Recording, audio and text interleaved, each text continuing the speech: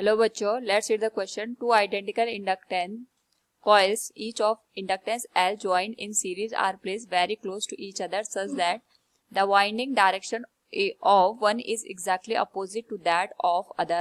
What is the net inductance? Here we have given four options. Now to answer this question, first we will discuss here the key concept, and here the key concept will be combination of inductance. तो जब हम बात करते हैं यहाँ पे inductance के combination की, उस केस में दो तरीके से इंडक्टेंस का कॉम्बिनेशन बनाया जाता है. एक तो सीरीज में और दूसरा पैरेलल में. सीरीज में जब हम इंडक्टेंस का कॉम्बिनेशन बनाते हैं तो जो इक्विवेलेंट इंडक्टेंस हमारे पास बनता है that is the sum of the individual inductance of the given coil, that is L1 plus L2 plus L3. Now question में हमारे पास दो आइडेंटिकल इंडक्टेंस कॉइल दे रखी हैं जिनकी वैल्यू L के बराबर है और हमने इनको सीरीज में कनेक्ट किया. लेकिन यहाँ पे जो सेंस ऑफ वाइंडिंग है, सेंस ऑफ वाइंडिंग का मतलब हो गया जो इनका कॉम्बिनेशन है ये एक दूसरे के अपोजिट है. यानी अगर एक कॉइल इस तरीके से है तो जो दूसरी कॉइल है इसकी जो वाइंडिंग हमने यहाँ पे दे रखी है वो जस्ट अपोजिट है प्रीवियस वन के, और दोनों का जो वैल्यू है वो यहाँ पे इक्वल है, दैट इज L. तो अगर हम इनका इक्विवेलेंट इंडक्टेंस की वैल्यू देखेंगे क्योंकि दोनों सीरीज में है तो ये L1 प्लस L2 के बराबर आएगा.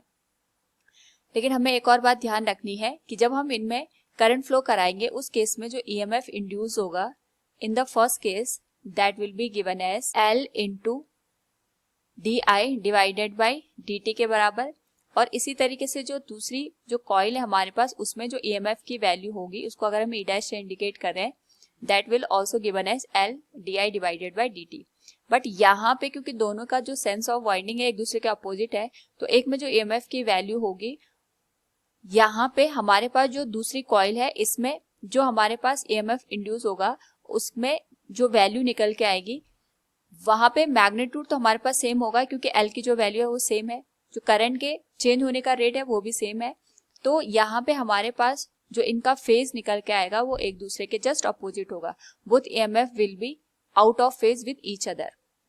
तो इस वजह से अगर हम ये देखें कि हमारे पास यहाँ पे जो ईएमएफ है both are out of phase with each other. Out of phase का मतलब यहाँ पे ये हो गया कि इनके बीच में 180 डिग्री का फेज डिफरेंस है, जिस वजह से यहाँ पे जो नेट इंडक्टेंस की वैल्यू आएगी हमारे पास that will be equal to 0, क्योंकि यहाँ पे L1 प्लस L2 ऐड ना होके यहाँ पे दोनों की जो वैल्यू आएगी that will be L minus L के बराबर. So from here we can say the net inductance will be 0. Option D will be the right answer. Hope all you understood it. Thank you and best of luck.